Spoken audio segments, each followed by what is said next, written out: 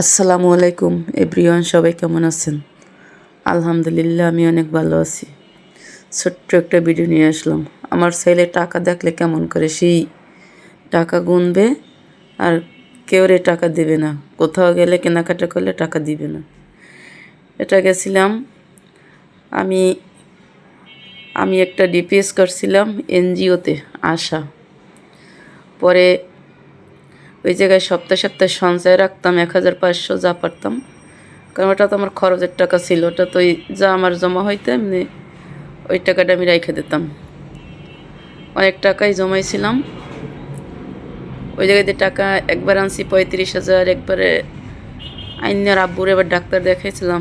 3 বছর ধরে আমি সঞ্চয় ডিপিএস টানতাম, কিন্তু ডিপিএসের মেয়াদ শেষ। সেই ডিপিএসটার জন্যই আমি সঞ্চয়গুলো টানছিলাম। পরে ডিপিএসটা শেষ হয়েছে 3 মাস আগে, আরও ম্যাচিউর হয়েছে, কিন্তু ওরা অনেক খারাপ। ওরা টাকা দিতে চায় না, সঞ্চয় টাকাও দিতে চায় না, কারণ ওদের তো লাভ আছে। কারণ আমি এনজিও চাকরি করছি, আমি জানি। তারপরও জমাইছিলাম। আর এখন বলে যে এদের কাছ থেকে লোন আনতে হইবে। আগে যে অফিসারগুলো ছিল ওগুলো নাই, নতুন আসছে, এখন ওইগুলো ভালো না। এখন বলে তাদের কাছ থেকে লোন আনতে হবে, কারণ আমার তো লোনের প্রয়োজন নেই। যখন আমার ব্যবসা ছিল তখন আমি আনছিলাম 2বার। এই জন্য চিন্তা করছি ওরা টাকা নিয়ে ঘুরাইছে, টাকাগুলো আর আমি এনজিওতে রাখবো না। টাকাগুলো নিয়ে আসছি, যা পাইতাম। ডিপিএসের ম্যাচ শেষ হয়েছে, গত বৃহস্পতিবার গেছি, দেয় নাই। পরে তর্ক বিতর্ক করে আসছি। পরে কালকে রবিবার যাইতে বলছে, গেছি, পরে দিছে।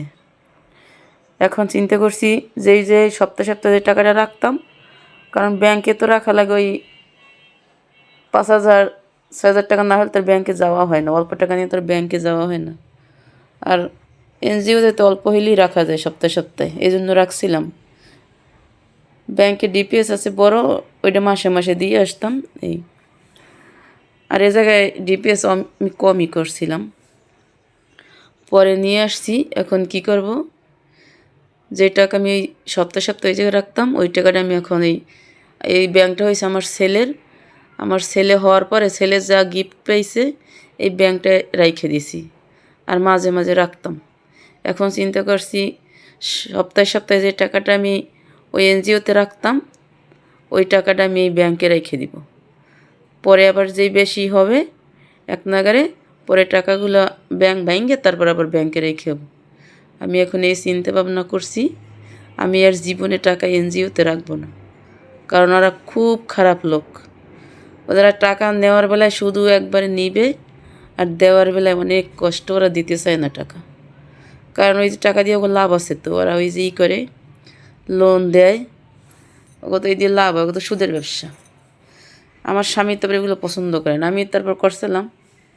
এখন আমি উঠেই আনছি, আর আমি জীবনেও এনজিওতে রাখবো না। এখন আমি এই ব্যাংকে রেখে দিব ছেলের জন্য।